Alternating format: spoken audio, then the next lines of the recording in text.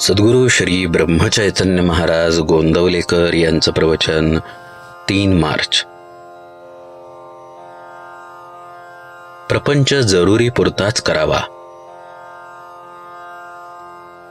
पुष्कळ लोक जोडधंदा करतात, म्हणजे त्यांचा एक मुख्य धंदा असतो आणि त्याला मदत म्हणून दुसरा धंदा करतात.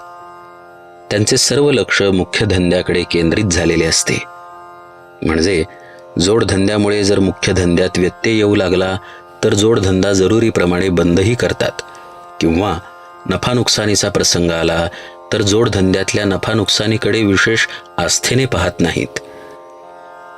प्रत्येक माणसाने परमार्थ हा मुख्य धंदा ठेवून प्रपंच हा जोडधंदा म्हणून करावा. म्हणजेच प्रपंचात होणाऱ्या लाभहानीचा परिणाम भगवंताच्या अनुसंधानावर होऊ देऊ नये. परमार्थाच्या आड प्रपंच न येईल अशा युक्तीने वागावे.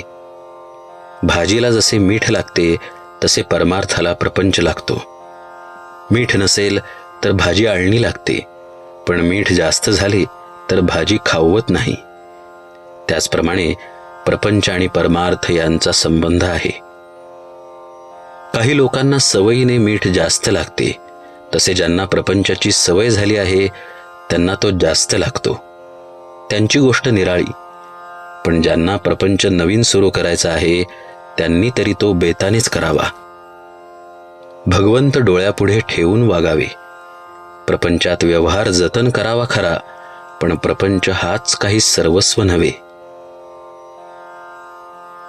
भगवंताचा विसर हा कोणत्याही कारणाने झाला तरी तो बरा नाही. मग प्रपंचात सुखसोयी असल्यामुळे तो होवो, किंवा प्रपंचात दुःख झाल्यामुळे होवो. प्रत्येकाला प्रपंचाची अत्यंत जरुरी आहे, पण आपण त्याला वाजवीपेक्षा जास्त महत्त्व देतो आणि त्यामुळे सर्व बिघडते. प्रपंच पाहिजे आणि दुःख नको असे म्हणणे वेडेपणाचे आहे. मूल असेल तर ते कधीतरी आजारी पडायचेच. प्रपंच हा कुणाला सुटला आहे?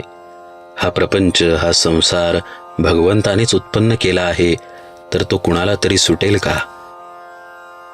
तसा नुसता प्रपंच तापदायक नाही, तर आकुंचित प्रपंच हा तापदायक आहे. ज्याप्रमाणे आपण आपल्या या खिशातले पैसे त्या खिशामध्ये ठेवतो, त्याचप्रमाणे प्रपंचातले आपले मन काढून भगवंताकडे लावावे. तसे करण्यात समाधान आहे. नवरा बायकोचे ध्येय एकच असेल तर त्यांचा प्रपंच सुखाचा होतो.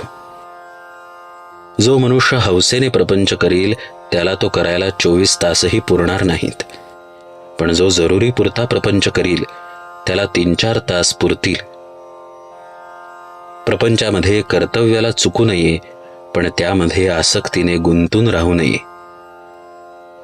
आपले व्यवहाराचे कर्तव्य मनापासून केल्यानंतर त्याचे फळ रामाकडे सोपवावे.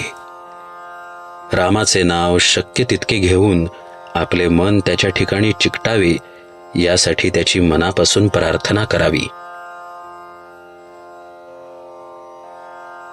प्रपंच हा मोडक्या वस्तू नीट करण्याचा कारखाना आहे.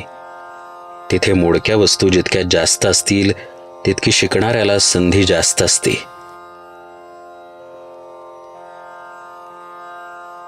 जानकी जीवन स्मरण जय जय राम.